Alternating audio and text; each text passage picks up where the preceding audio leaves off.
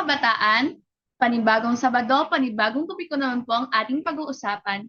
At ngayong hapon ay pag-uusapan natin ang tungkol sa Break the Prevalence and of Violence, Protecting Children, Creating a Safe Philippines.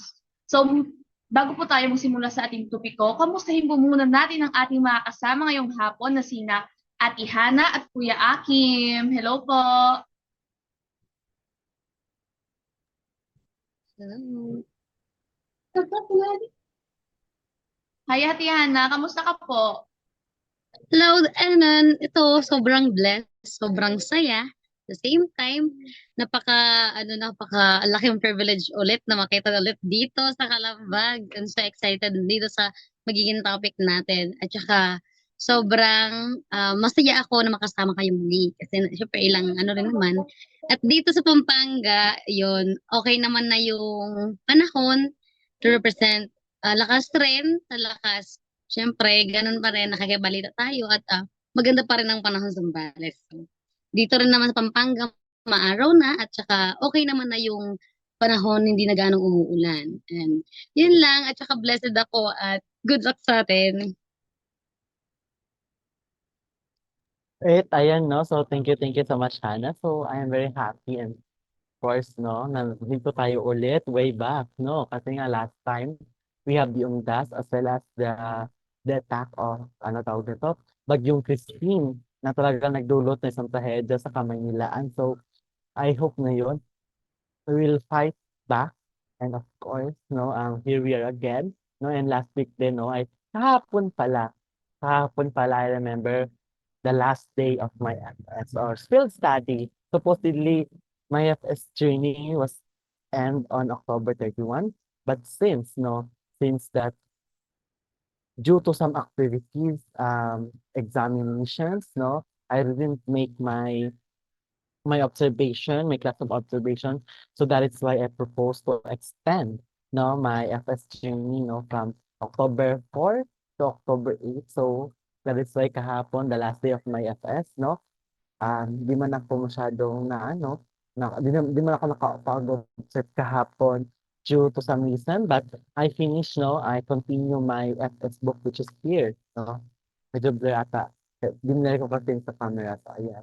No, nandito pa sa harapan ko as my motivation. So I think, it was a very great week for me, no. Ang daming nangyari. I did my final demonstration. And of course, it was success, no? So success talaga siya. So, no, so by the way, I want to use this opportunity to say thank you, no, to my RT, thesis teacher. We have Mr. Michael Itakdoro. Thank you so much, sir, for helping me, for guiding me to my FS journey, and of course to my BSME1 students. So thank you so much, class, for the success, no, for the participation and cooperation to my FS demo. Then, of course, no, I'm very happy na kasi nga participative sila masyado, and of course to Joanna Elican and Juniboy Alayo for helping me, no, sa pag-documentation ng aking demonstration. So thank you so much sa lahat, no. So right now, no, sa Kalambag Junior, of course, no, without Kalambag, no, dahil nga, gaya nga sabi ko kanina, no, they boost my confidence, and currently, I am here facing in front of you with confidence, char. Also, ayun, no, so okay naman yung week ko. Doon, tanongin na natin si Daisy. Hi sa'yo, Daisy. Kamusta yung buwan? Kamusta yung yung long week natin na hindi tayo nagkita dito sa Kalamba? So hello po. Naging mabuti naman po yung yung long weekend ko po, naging maayos naman, naging medyo busy lang po nitong mga nakaaraang araw. At Kuya Akim, congratulations po pala sa iyong final demonstration.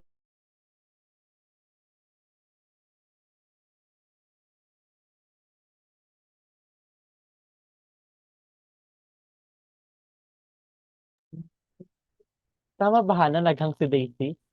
So, nakaraang October po ay napag-usapan po natin ang World Food Day.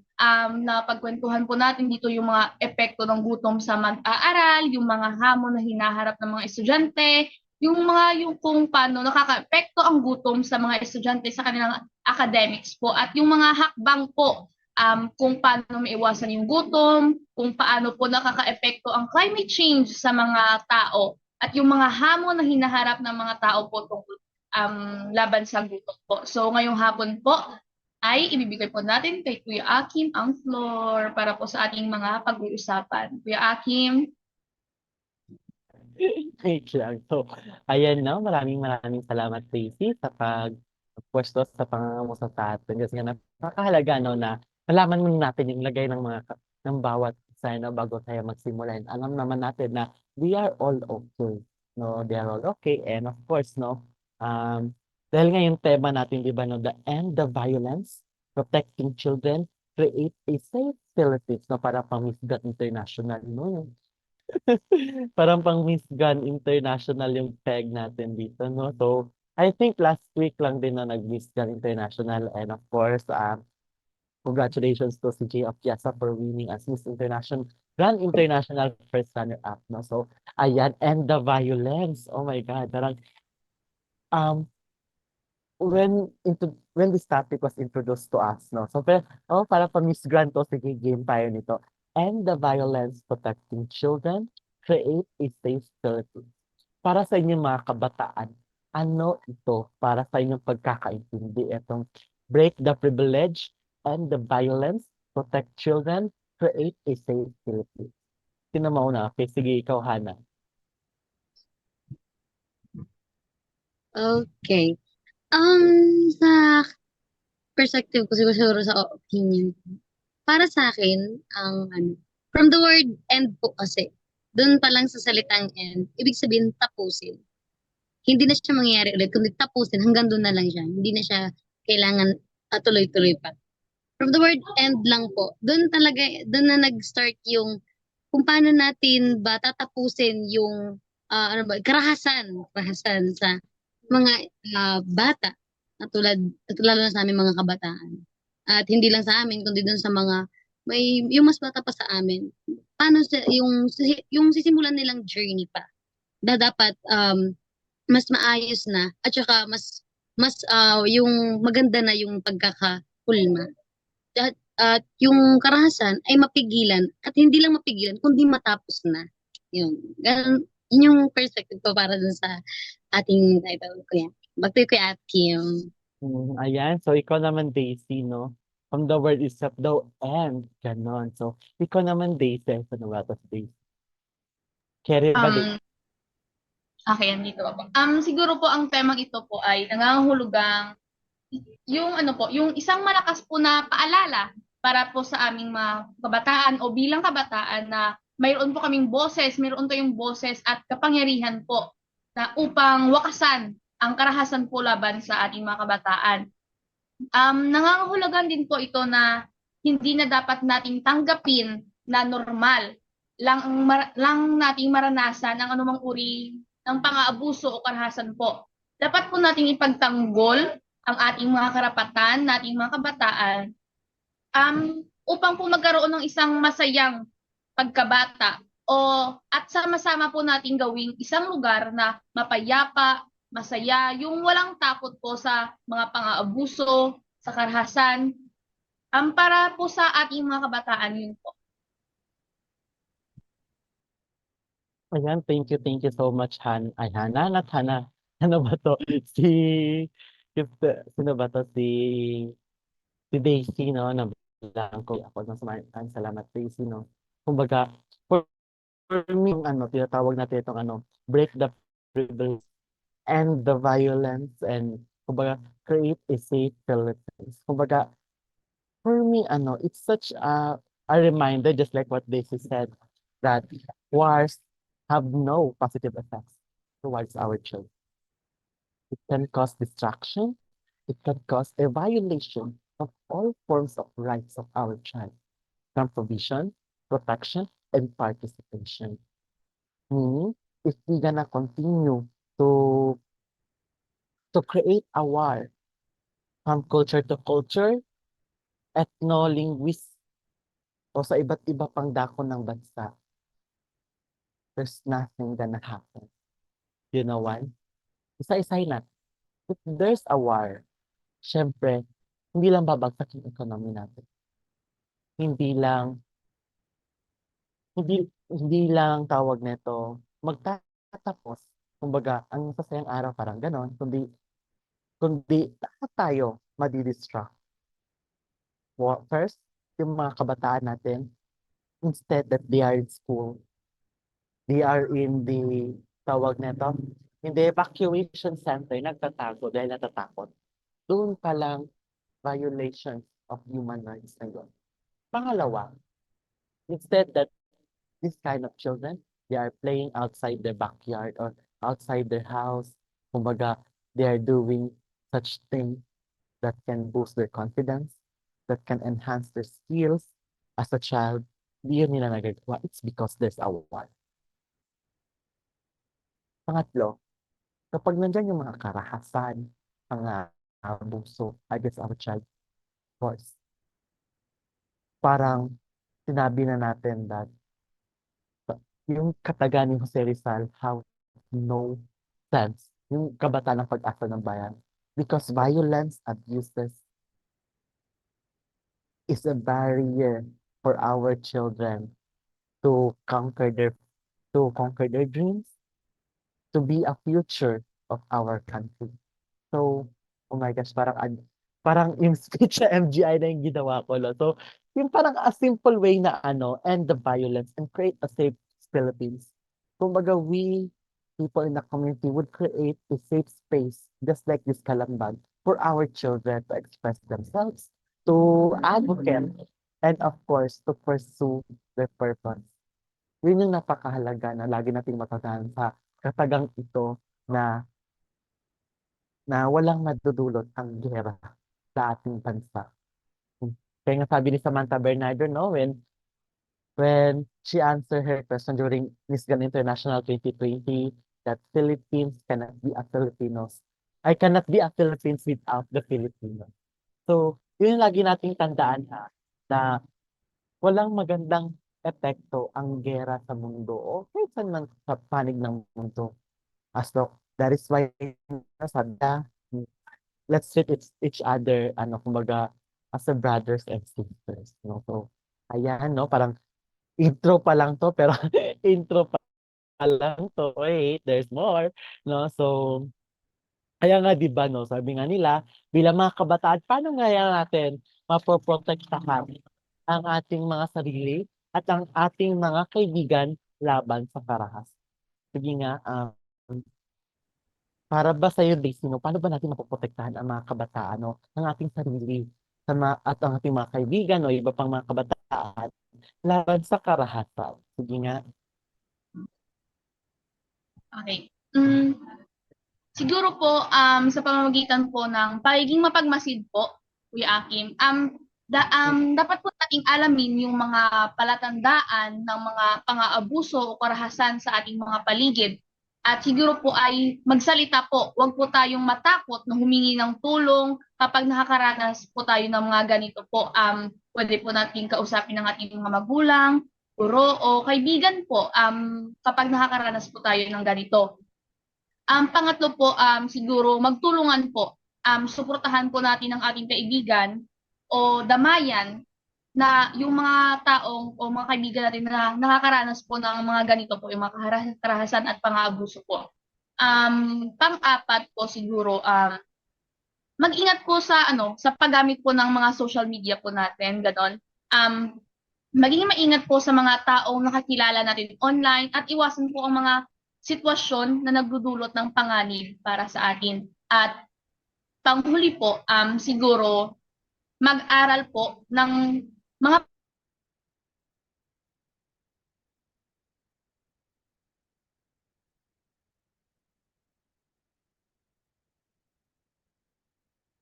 po.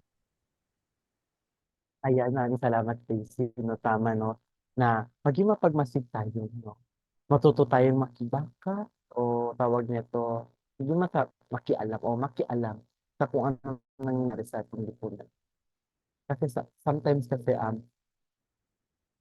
kung tikop lang ang ating bibig, wala tayong mapaplano. Kaya nga, kung kailangan natin ng tulong, pwede tayong humingi ng tulong sa tamang tao, sa tamang platform na pwede nating tulong na kung saan may kaalaman sa ganitong sitwasyon. And of course, kailangan nating matutunan, kailangan nating matuto, no, sa mga bagay na siyang makakatulong sa atin para ayun makatulong rin tayo sa ating mga kapwa kabataan. Yun nga after Daisy, sige na, of course, we have Hannah. Go ahead, Hannah. So, ayun nga po. Tama, katulad rin po ng sinabi ni Daisy na, yun nga, alamin natin. At, syempre, una sa lahat, dapat alam mo kung ano yung karapatan na meron ka. At ikalawa, maging, tama yung sinabi ni Daisy, maging mapagmasid. At syempre, higit sa lahat, um, yung pag-aralan mo ng mabuti, maging yung taong mapag-aral ka sa mga bagay-bagay na hindi lang dapat na pinakikinggan mo lang siya, dapat pinag-aaralan mo rin. Na hindi pwede na ni-receive mo siya, pero hindi mo siya pag-aaralan na kung tama ba yun or mali. So, yun nga, yung know your rights. Dapat alam mo mismo yung karapatan mo. Kung alam mong mali yun, why not? Bakit hindi ka magsalita? Or kung alam mo naman na tama yun, then tanggapin mo siya as na para sa aral sa buhay mo, ganun. And syempre, para rin makaiwas sa mga ganyang sitwasyon, um, dapat alam natin kung ano nga ba yung mga bagay na mga bagay na alam natin sa sarili natin na karahasan na siya or mga ano na siya, nakasasama na siya. Yun nga katulad ng sinabi ni Lizzie kanina na dapat alam natin yung mga palatandaan na kapag ito na ba ay karahasan or something na ganun.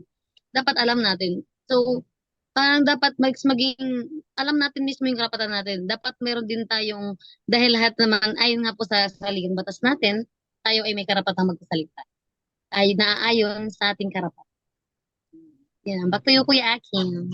Ayun, no, para makatulong tayo, dapat alam natin yung mga karapatan natin bilang mga bata, bilang mga kabataan, no? Kasi nga, di ba, ah, currently, social media are very accessible to all of us. We can easily to discover something just like in just one click, na isang ganun mo lang, then automatic, diba? So, no, so ganun, and of course, para rin sa akin, no, why not we try to use our social media as our platform to spread awareness about the effects of wars, effects of violence, the lives of every Filipino child.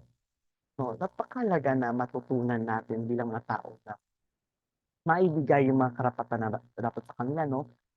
Kaya nga, kaya nga, di ba, no, sa pangalawang P ng ating UNCRC, yung protection, child protection, no? Na talagang highlight ng UNCRC na dapat ang mga kabataan ay maprotektahan niya sa anumang uri ng mga karahasan at pananamantala laban sa kanila. Kahit alamin natin kung ano yung mga karapatan natin, matuto rin tayong paano protektahan ang ating sarili laban sa mga mapangsamantala, laban sa anumang uri ng pang-aabuso na maaaring ma-encounter ng isang kabataan. No? So, talagang, ewan ko ba napakano ng topic natin. What do we call that? Napaka-heavy, pero let's try to make it as ano lang, as chikahan, oo. Kasi nga, para medyo positive din siya yung dating, no? So, kaya nga, di ba, dami yung sinabi, kailangan matutunan yung mga karapatan, kailangan matutunan natin at gamitin natin yung social media. And currently, no, maraming fake news no nagsisipaglabasan. Napakaraming fake news no na tawag nito na naglalabasan sa social media, sa mga even sa mga ano rin, sa mga other websites no.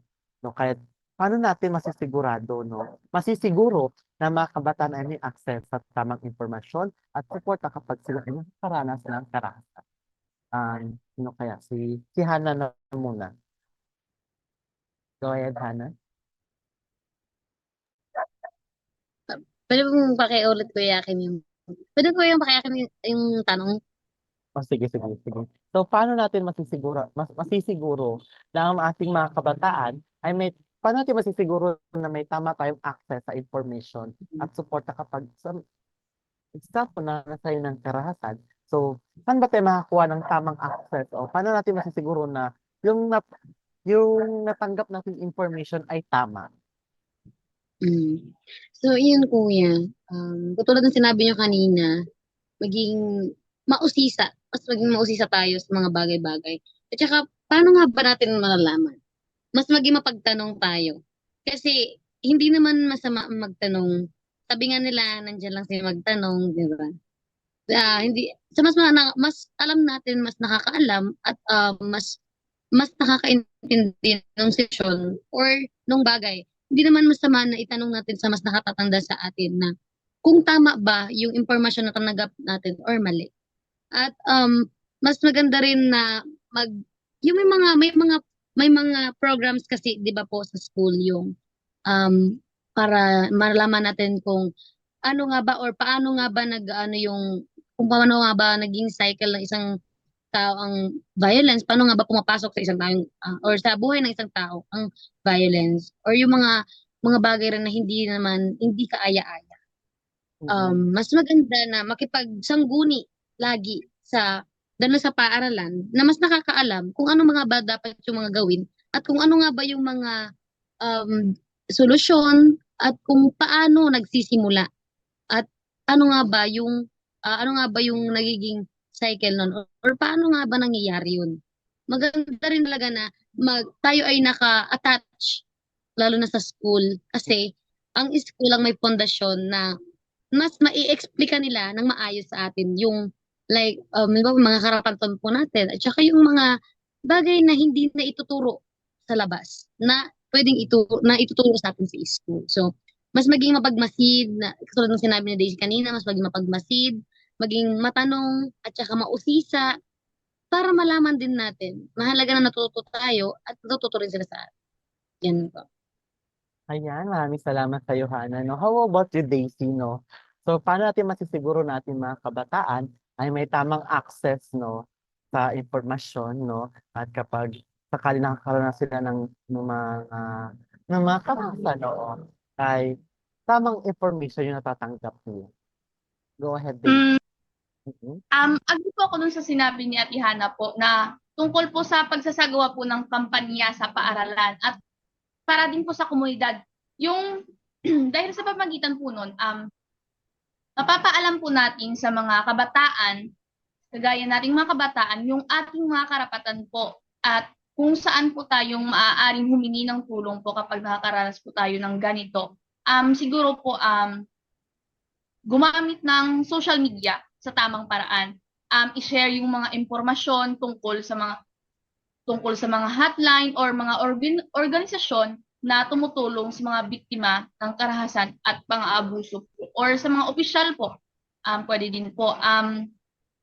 Pwede din po na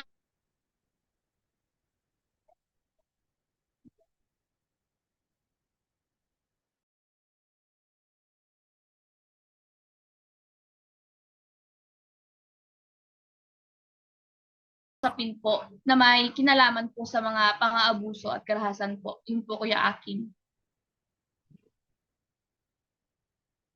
Nakamute ka po, Kuya Akim. Ay, nakamute pala. No, kaya nga it's very important in our schools, in our bulletin boards or board displays that the hotlines of every tawag nito, mga officers sa school ba yan, sa community, na sakaling may mga ganito tayong concerns, no? Kasi I don't know ngayon na simula ata yung pinapanggal yung classroom decorations, parang pati yun tinanggal na rin. So ito sa reality na pati yun nawala rin. So with that, paano makaka-access yung mga bata ng ganung information na gusto nilang malaman if yung mga hotlines na yun ay, of course, wala rin, hindi rin nakapass-skill, no? So napakalaga na maipass-skill yun. Para sa ganun ay, alam ng mga bata kung saan sila lalapit at kung saan sila hihingi ng tulong. At higit sa lahat, no, dahil dun sa mga informations na yun ay, maririnig nilang magamit to educate the other co-youth ba yan, oo, mga co-students nila, no? Kasi napakaganda na may mga ganun pa rin hanggang ngayon. And pangalawa, no, sa social media naman, if wala tawag nito kasi yung binabasa natin kadalasan ngayon, yung fact check na parang yung parang may circle, tapos may blue na check, then, oo, yung parang ganun. Gaya of course, sa GMA, subukan niyo yung page nila, may ganun eh. Teka, i-check ko. Parang may Parang may mga blue check, oo. Oo, ayun, may blue check na. Oo, ayun, yung may mga blue check, it means parang dito tayo pwedeng kumuha ng mga reliable sources, no? Actually, marami rin tayong mga reliable mga resources sa mga websites, no? Hindi lahat sa websites, no, is tawag nito, hindi lahat ng meron sa website tama. Hindi rin lahat ng nandun ay kapagkukunan ng proper information. So, minsan, no, talagang nalilihis ng landas, no, kasi pag nakita natin na, ayun, ay, yung tama na yun. So, hindi naman lahat ay tama. So, malaga na matuto tayong, tawag nito, matuto tayong mag-fact check, oo. At higit sa lahat, no, yung suriin natin kasi kung may mga information ako nagagather, I am not just focusing on one website, on one resources. Naghanap ako ng iba, if marami siyang kapareha, or gano'n, kung marami siyang kapareha, ay parang mas tama 'to kaysa sa kanina, parang gano'n, oo. So, it's very important na saka yung mga hotline numbers ng ating mga police officials, gano'n, para just in case na may mga mangyari, oo, di natin maiwasan ay alam natin kung kanino tayo lalapit at alam natin kung kanino tayo kung sino yung malalapitan natin sa oras ng pangangailangan, oo, 'no. So, ngayon naman, paano kaya natin makikita ang papel ng pamilya, guro at ang komunidad sa pagpapabuti ng kaligtasan ng mga kabataan? Sige, ikaw, Hana? Mhm. Paano nga ba makikita 'no, yung papel ng pamilya, guro Yun at nga. komunidad? Hmm, So, ayun nga po, simula tayo po sa pamilya. Dahil nga po ang pamilya ang pinakamaliit na parte ng isang komunidad or isang mamamayan. Dapat diyan nagsisimula yung kaalaman na dapat nga ba na naranasan ng isang kabataan ng karahasan o hindi. Mga ganong dapat sa pamilya doon pa lang nagsisimula na pag-aralan kung ano nga ba yung mga klase na karahasan na kadalasan ay pwedeng maranasan ng isang bata pagdating niya sa labas. Kasi tulad nga po ng sabi ng aking ama, ay ang buhay ay para kang nagpapalaki ng isang bata para palaki. Hindi kaya ng bata na lumaki ng mag-isa or hindi kaya ng bata na maglakad ng mag-isa kung hindi mo siya tutulungan. Ganon din po sa buhay ng isang tao, kailangan meron tayong pinagsisimulaan ng kaalaman na magtuturo sa atin. Katulad na lang ng magulang natin at siyempre hindi lang po mga magulang, andiyan na rin mga kapatid, mga tito-tita, mga relatives, mga lolo't lola, na magsisimula dapat ng kaalaman na iexplika sa atin ano nga ba yung mga na dapat nating na malaman or ano nga ba yung mararanasan natin sa labas at makakapag-ready at the same time.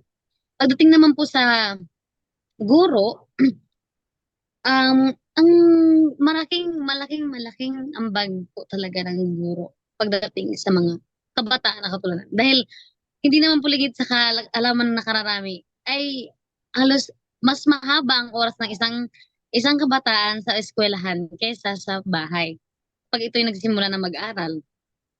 Dun pa lang po sa mga saka mas matagal lang yung isang bata sa pag-aaral na ituturo na ng guro or paunti-unti dapat na ituturo nila kung bakit ano ba yung mga iba't ibang klase ng karahasan. Gano'n din po. Parehas lang po yun sa magulang. At the same time, pagdating naman po sa mamayan, komunidad, or gobyerno na meron tayo, dapat makapag may mga programa po talaga na para masolusyonan or matapos at saka ma-end or mabigyan solusyon yung mga katulad ng pagkakaroon ng karahasan. Kung paano natin masosolusyunan at matatapos, gagawa ng mga programa or pwede natin mga i-suggest sa kanila na magkaroon ng isang pagtitipon lalo na sa mga kabataan sa panahon ngayon na kung paano gamitin tulad nga po yung mga social media platforms dahil nga sila naman po yung may mas malaking kaalaman pagdating sa mga ganyang bagay. Ay maganda na magsimula rin sa komunidad na mai-explica rin sa aming mga kabataan na kung ano yung dapat naming gawin at kung ano yung mga hindi dapat or dapat namin gawin pagdating na kung kami man ay makaranas. At kung hindi pa naman ay makapag-ready. Yun magkaroon ng mga yun nga po magkaroon ng mga programa dapat na pwede namin magamit upang kami ay makapaghanda sa anumang sitwasyon na darating sa aming mga buhay. Yun. Back to you, Kuya Aki. Ayan, maraming salamat, no. Para naman sa'yo, Kuan, para naman sa'yo, Daisy, no. Wait lang. Paano mo makikita ang papel ng pamilya kung at ng komunidad sa pagpapabuti ng kaligtasan ng mga kabataan? Sige nga. Okay po. Ang kaligtasan po, alam naman po natin na nagsimula po ito sa ating mga bahay, nagsisimula sa ating mga pamilya, kaya po sabi ni Ate Hana. Siguro po sa ating mga pamilya, siguro po yung magbigay ng isang ligtas at mapagmahal, mapayapang tahanan para po sa ating mga kabataan. Magkaroon po ng bukas na komunikasyon sa bawat isa, sa mga anak, kapatid, sa ating mga magulang din po at siguro po dapat po natin silang turuan ng tamang values po. Siguro po sa paaralan, sa ating mga guro, maging mapagmasid po sa mga mag-aaral o sa mga klase po natin na baka po sila po ay nakakaranas po ng mga ganito, yung mga pang-aabuso o mga karahasan. At magbigay po ang mga guro ng mga impormasyon tungkol sa kaharasan o magbigay po ng mga hotline or mga tao na pwedeng nilang lapitan po kapag nakakaranas po sila ng mga pang-aabuso at karahasan. At siguro po dapat po hikayatin yung mga estudyante na humingi ng tulong po kapag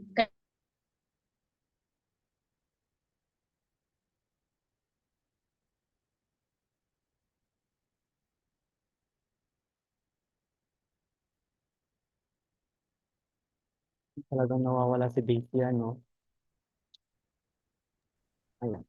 Talagang mahina si Daisy pag sa signal kasi nga, di ba, parang iba yung panahon, gano'n. And iba rin yung parang, talagang nakaka-apekto talaga sa signal, So, Sobra ko yun. Lalo pasensya na, na po talaga. So, alam mo yan, dito ayun. rin sa amin, dito rin sa Pampanga talagang pahirapan ng aming signal kasi dahil nasa mataas na lugar kami. Kahit nasa mataas na lugar, wala siyang signal. Kasi kadalasan dahil nga po sa Oo. pag-ulan, talagang naapektuhan. Mhm. At yun nga po na talagang talaga yung signal. Kaya nag-stop talaga si Ate Daisy pero still fighting talaga tayo, Kuya Akin. Oo, fighting talaga tayo, no? So, ayan, maraming salamat sa'yo, Daisy and Ana, no? So, ayun nga, siyempre yung tawag na to, yung role ni family when it comes sa ng peace, no? In, of course, no, sa pagpapabuti ng kaligtasan. Malaki kasi sa pamilya, no? Tama yung sabi ko kanina, parang open-minded tayo or yung parang we have to be close to our family, no? So that we can easily to share to them kung ano yung mga nafe-feel natin, ano yung saan talaga. Kasi usually ngayon, no, especially yung ilan sa mga pamilya ngayon is parang super busy sa work, ang daming pinagkakabalahan. So, yung ilan sa kanila is hindi na nakikita. Yung parang hindi na sila masyado nakakapag-usap sa mga anak nila, gano'n. So, mahalaga nun yung parang kumustahan pa rin within family. Sa ganun ay, of course, malaman natin kung ano yung lagay ng kapamilya natin. And of course, no, if meron man siyang dinadamdam, ay matulungan natin sila, no? And of course, mahalaga rin sa isang family na to become more, tawag nito, yung parang yung complexity ng kanilang family, talagang nagpa-function talaga na wherein kahit sa hapunan man lang kasi usually kasi yung hapunan, yung parang sabay-sabay sabay-sabay na kumakain sa hapunan kasi nga sige agahan, nagmamadali ang all. Tapos tanghalian naman siyempre di naman lahat nandun sa bahay, sa kanya-kanyang trabaho, sa kanya-kanyang mga paaralan. And pagkahapon, dun parang hapunan dun na parang yung nagkakatipon, siyempre parang kumustahan, ano nangyari ano mga kaganapan, gano'n. So that malaman o maging updated yung mga family members natin pagdating sa ating buhay. And of course, pangalawa, of course, ang guro naman, no? Kasi me as a teacher, no, talagang pinagmamasdan ko talaga kung okay ba yung estudyante ko or hindi. So, kasi talagang masyado akong vigilant, itong batang 'to, okay ba siya? So, parang may dinadamdam siya, okay okay ka lang ba? Ayos ka lang ba? You can feel free to share if meron ka bang dinadamdam o meron ka bang, tawag nito, may ano ka ba, may nafi-feel ka ba o masama ba pakiramdam mo, yung parang gano'n. Kumbaga, you can be friends to your teachers, 'no, pero yun nga, 'di naman kasi lahat is gano'n, so you cannot blame them. So, pero ako ano, usually sinasabi ko talaga sa mga students ko, 'no, especially nung FS ko na ano, you can share your ano to me, 'no, there's no problem with that, 'no. As long as ano, tawag nito, kung okey lang sa'yo, eh, kung hindi is okey lang din naman, 'di ba, parang gano'n. 'Di naman 'to sapilitan. And of course, si teacher rin sana is matutunan din sana siya na kumbaga, hindi naman sa lahat ng time kailangan mong maging terror, kailangan mong maging mabait. Why not try to connect with your students so that you can easily notice ba yan kung ano ba yung nararamdaman nila, kumusta na ba sila, and of course, 'no, baka may mga problem within their family at least ikaw maging tulay ka to solve that problem, 'no? Parang napakahalaga na maging open lahat tayo, maging kumbaga, maging mas ano, mas inclusive yung education natin. And lastly, dun sa ano, komunidad, of course, yung mga barangay officials natin, 'no, tawag nito, maging vigilant din kung sino yung dumadating sa kanilang community, kung sino yung mga bagong lipat, kung sino yung mga yung palaging pumupunta sa community nila, gano'n. So that ma-monitor, 'no, ma-monitor ng mga barangay officials, 'no, and also to secure peace na rin, 'no, within that community, within that barangay, 'no. Kasi nga napakahalaga yung role ni barangay, 'no, to maintain the peace and security as well as the welfare, 'no, of of of course, welfare na nasasakupan rather, 'no. So, and lastly din naman, 'no, puwede rin naman din nating sabihin na kahit sino sa atin have our role, hindi lamang si pamilya natin, hindi lamang yung guro natin, hindi lamang yung ano natin, yung mga barangay officials natin, lahat tayo. O maging vigilant if meron mang nakikitang, tawag nito, parang kahina-hinala, puwede natin agad itong isumbong sa ating awtoridad, sa barangay officials na sa gayon ay matugunan agad. And of course, 'no, yung kailangan din, 'no, sa mga byproducts din natin nakalagay yung mga hotlines din, 'no, ng tawag nito, kung sino just in case na may ganito, may ganyan, especially kapag may sunog, ha. Kasi usually kasi kapag may sunog, 'no, yun nga rin yung katwiran nila kapag may sunog, eh, ano, ila-live na lang nila para makita daw agad. Kasi usually kasi mga 30 minutes gano'n dumadating yung parang bumbero gano'n. Siyempre pagdating nun baka mamaya is ano na, ubos na yung bahay, yung iniisip ng karamihan kahit ila-live na lang nila daw. So, which is hindi yun appropriate, why not tawag tayo gano'n, if wala saka tayo mag-live gano'n. Baka may other people na puwedeng tumulong gano'n, 'no, kumbaga bayanihan gano'n. Kasi tayong mga Pilipino sanay tayo sa bayanihan, ano, if may kailangan yung isa tutulungan, if if gano'n, yung parang pagtutulungan ng komunidad. That is why lahat tayo, kahit sino man sa atin ay may kahalagahan o kumbaga may role pagdating sa pagpapabuti at pagpapanatili ng kapayapaan sa ating komunidad, maging sa ating bansa na rin. So, ayan, maraming salamat sa'yo, Hannah. So, parang tayo lang yung magchichikahan. Ay, nakabait na si Daisy. Ayan, thank you so much, Daisy, 'no. So, ayan, sa tingin ba natin, ano ang mga pinakamahalagang hakbang na dapat nating gawin o maging gawin ng gobyerno at ng lokal na komunidad upang mapigilan, 'no, ang karahasan laban sa mga kabataan? So, ano nga ba yung mahalagang hakbang na dapat gawin ni gobyerno at ni komunidad para mapanatili, 'no, mapigilan ang karahasan laban sa mga kabataan? Unahin kita, Daisy, habang maganda yung signal mo. Yes po. Maganda yung signal mo, go ahead. Mm. Palakasin po yung ating mga batas, magpatupad po ng mga batas na mas mahigpit po yung mga parusa para sa mga yung mahigpit po yung parusa para po sa mga paparusahan laban po sa mga nang-aabuso ng mga bata at sa mga ano po. Siguro po, next po is maglaan po ng sapat na pondo. Suportahan po yung mga programa at mga serbisyo para sa mga biktima ng karahasan at pang-aabuso po. Um, magsagawa po ng kampanya laban sa pag-iwas ng karahasan, edukahan o turuan ang mga publiko tungkol sa mga panganib ng karahasan at kung paano po ito maiiwasan at kung paano rin po ito tigilan, Mm-mm. tapusin po. Siguro po at makipagtulungan po sa NGO at iba pang organisasyon, siguro po pagsamahin po ang mga pagsisikap upang mas maging epektibo po ang ating mga programa. Magtulungan lang po talaga, Kuya Akim, yun po.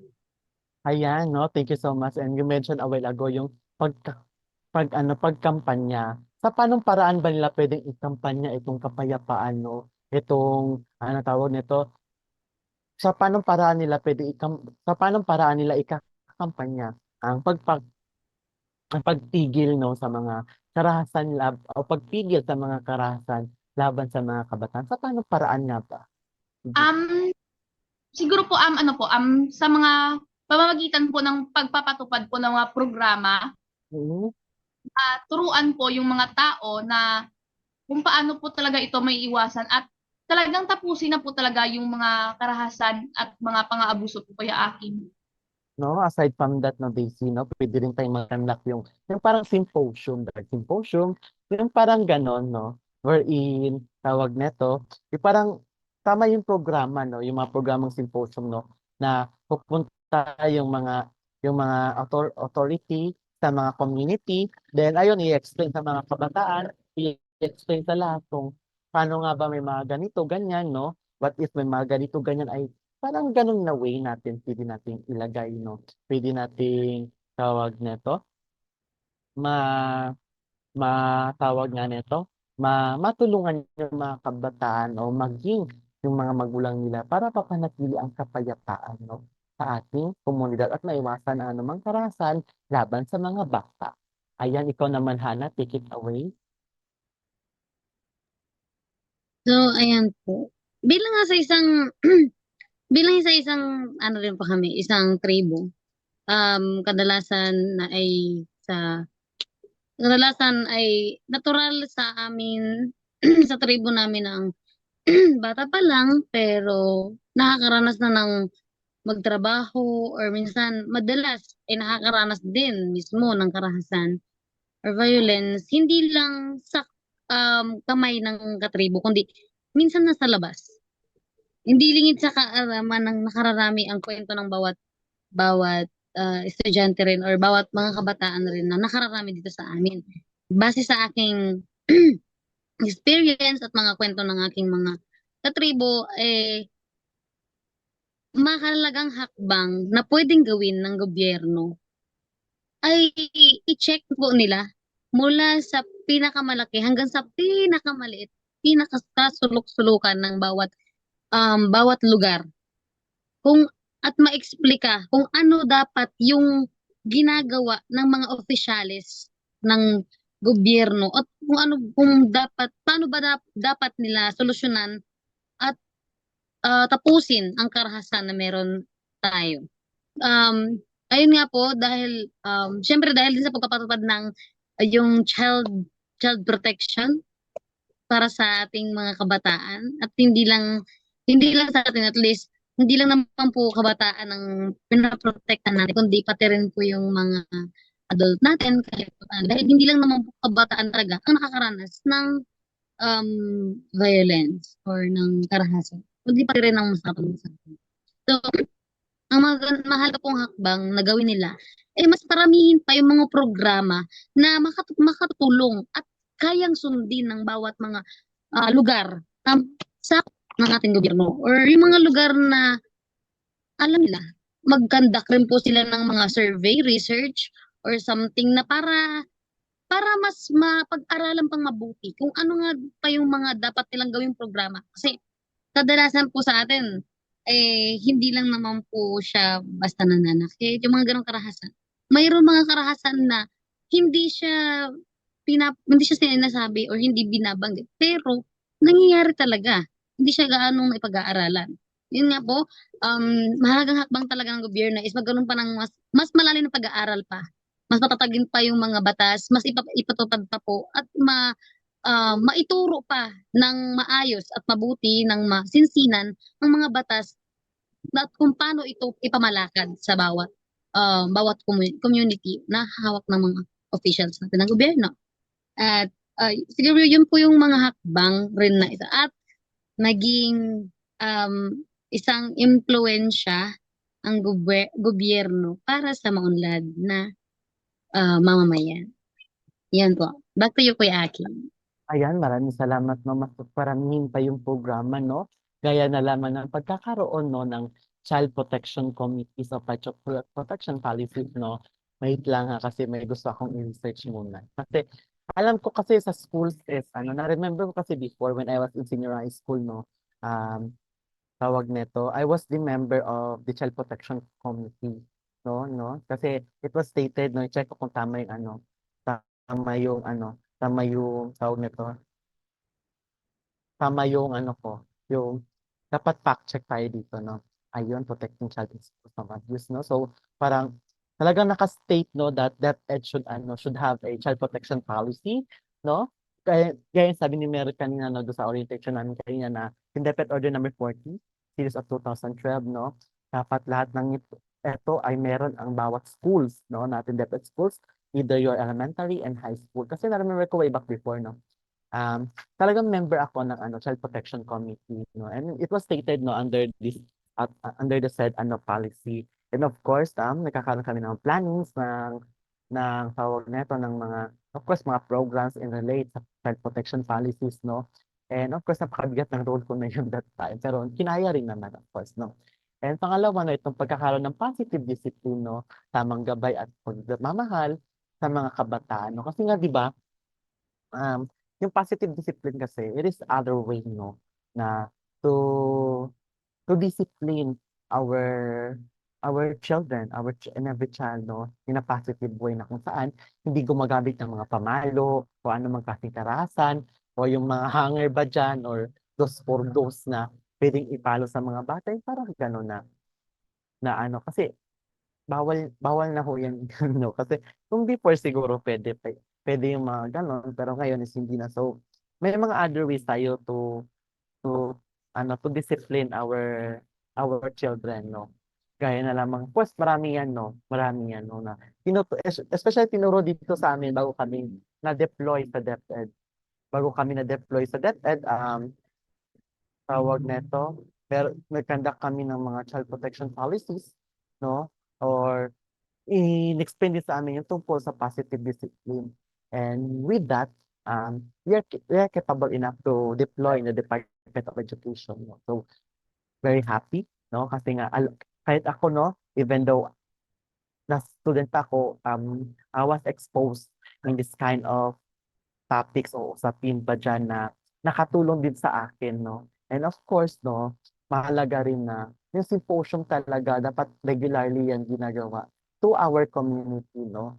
Sa mga state universities, sa mga DepEd schools, no, to spread awareness. Kasi when I was in grade 9 at grade 8, laging may mga ganun, like symposiums, mga Women's Rights Act, ganun, yung mga Child Protection Policies Act, ganun, yung mga symposiums na yan ay nakakatulong din. And really hope, no, I want to send this message to all student leaders, no, that it's very important that this kind of, kasi yung mga bata ngayon, no, if ma-remember mo ha, na naboboringan sila sa mga ganitong topics, no? Talagang ini-escape nila, minsan na sila pumapasok, and knowing that in the future, baka kailangan natin ito, no? So, I encourage, no, to participate, to listen sa mga ganitong symposiums so that we can educate ourselves, we can educate other people, we can also be a bridge para makatulong sa ibang tao, no? So, in our government also, no, sana puspukan yung mga ganitong na mga programs na mapaglaanan talaga siya ng pondo to eradicate all forms of violence against children. No? So, para naman sa ating mga kabataan, no, paano kaya natin ikakampanya ang kalagahan ng pagrespeto sa karapatan ng bawat isa, lalong-lalo na sa mga bata. So, paano natin maikakampanya ito, no, itong kalagahan ng pagrespeto sa karapatan at sa bawat isa? Sige, dahil tayo na ng dalawahan ang naiwan, so ikaw lang sasagot ko na. Pwede, balikan natin yung tanong na ano, yung ano, paano ulit ano yung tanong natin ngayon. O paano natin maikakampanya yung pagrespeto sa karapatan ng iba, sa karapatan ng mga tao, lalo-lalo na sa karapatan ng mga bata. So, ano nga ba yung pwede natin gawin para ikampanya ito? Itong Mm. pagrespeto sa kapwa, no? At saka maging sa karapatan ng mga bata. Yun, paano nga ba natin po siya ikakampanya? Siyempre una sa lahat ay maging isa tayo sa maging impluwensya or isang imahe para sa kanila. Sabi nga po nila kung ano what they see is what they did, sabi nga po nila. Na mauna tayong kung ano nakikita nila sa atin yun din ang gagayahin nila. Kaya bilang isang kabataan na may kaalaman na pagdating sa mga ganyan, ganyan at may alam sa mga karapatan. Siyempre, kailangan po natin na sa atin magsisimula ang kaalaman dahil tayo na ang may alam. At ikakampanya na natin na magkaroon tayo ng mga programa or makipagsangguni tayo sa mga sa mga tao na pwede natin maging katulong upang maisplika rin natin ng maayos kung ano yung mga karapatan natin at yun nga pong lagi natin nababanggit ngayon sa ating topic ay maging mapagmasid. Okay, mapanuri tayo sa mga bagay-bagay. Siyempre, dahil nga po ang pagiging mapagmasid, isa rin makakatulong sa atin para malaman din natin kung ano yung mga karapatan natin na dapat natin ipinaglalaban at kung paano natin igagamitin yung mga karapatan natin in a right way. At the same time, pag alam natin kapag alam na po natin kung ano yung mga karapatan natin, saka tayo magsimula sa respeto ng ibang tao sa atin. Ganoon na rin po sa pagrespeto natin sa ibang tao. Kaya sabi nga po nila rin, ay respeto mo sila at irespeto ka rin nila pabalik. Mga ganong perspective po na dapat natin sinasapamuhay. Hindi lang dapat naririnig, kundi dapat isinasapamuhay rin po natin. Maging mabuting impluwensya rin tayo bilang isang kabataan na may nalalaman. At ikampanya natin na yung ikampanya natin, tayo mismo mag-explica sa kanila ng kung gaano nga ba gaano ka-importanteng malaman nila yung mga karapatan nila at kung ano ba dapat ang child protection na nare-receive nila or natatanggap dapat nila. Yung Kuya Akin, doon. Back to you, Kuya Akin. Ayun, maraming salamat. So, kailangan talaga na mapag-aralan natin itong karapatan ng mga bata, no? So, ayun. Lalo na yung mga bata kasi tayo yung magiging role model nila. So, ikaw naman, Daisy, no? Sa paanong paraan natin ikakampanya itong pagrespeto sa kapwa o sa karapatan ng iba, lalong-lalo na sa karapatan ng mga bata. Ay, siguro po, simulan po natin ito sa ating mga sarili. Ipakita ang paggalang sa lahat ng tao, lalo na po sa mas bata sa atin at sa mas nakakatanda po sa atin. At sa pakikipagkampanya po, siguro gamitin ang social media, mag-post ng mga positibong mensahe at hikayatin po ang iba na gawin din po ito. At sumali po sa mga organisasyon, maging aktibo po sa mga grupo na nagtataguyod po ng mga karapatan ng mga bata, lalo na po sa ating mga paaralan po. Siguro po makipag-usap sa mga tao sa ating mga paligid. Ibahagi po natin ang ating mga kaalaman tungkol sa mga karapatan ng mga bata at hikayatin po natin silang suportahan po ang mga kampanya laban sa mga karahasan. Yun po, Kuya Akin. Ayun, no? Maraming salamat, no? Talagang kailangan na talagang maikampanya itong usapin sa karapatan, no? At paggalang sa iba, no? Sabi nga nila, di- respect begins respect, no? Na kung saan, kung igagalang mo yung sarili, ay igagalang ka rin ng ibang tao. And it's very important that we must possess of course, ourselves to have or to to be respected by other people. Sabi nga nila, huwag kang umiling ng bagay hindi mo man lang may babalik sa iba. Kumbaga, masyado kang humingi ng respeto, pero yung pag-uugali mo hindi ka respeto. yung pagtrato mo sa ibang tao, hindi ka respeto. So, that is why na tayo maging role model, tayo ang maging daan upang tawag nito, upang tayo rin ay respetuhin ng ibang tao. At higit sa lahat, tayo rin ay maging susi, no? Upang mapanatili ang kapayapaan at of course, no, mawala ang karahasan sa ating bansa laban sa mga bata. Lagi natin tatandaan, no, yung mga nakasaad sa ating Presidential Decree number 663 that that every child, the Filipino child is the most important asset of our country. Wherein, paano mangyayari yun? Kung nariyan ang mga violence, nariyan ang mga abuses against them, na dapat nang wakasan sa ngayon. Dapat nga matagal na yan nawala pero hanggang ngayon ay nangyayari pa rin. Kaya sa mga magulang naman, mahalaga sana na maggabayan ng ating mga anak, gabayan sila upang marating nila ang pangarap na kanilang tinatahak, ang kanilang inaasam. And tayong mga kabataan din, matuto tayong sumunod at makinig sa mga mas nakakatanda sa atin dahil nga mas nauna sila kaysa sa atin at mas marami silang tawag nito na ibabahagi para sa atin.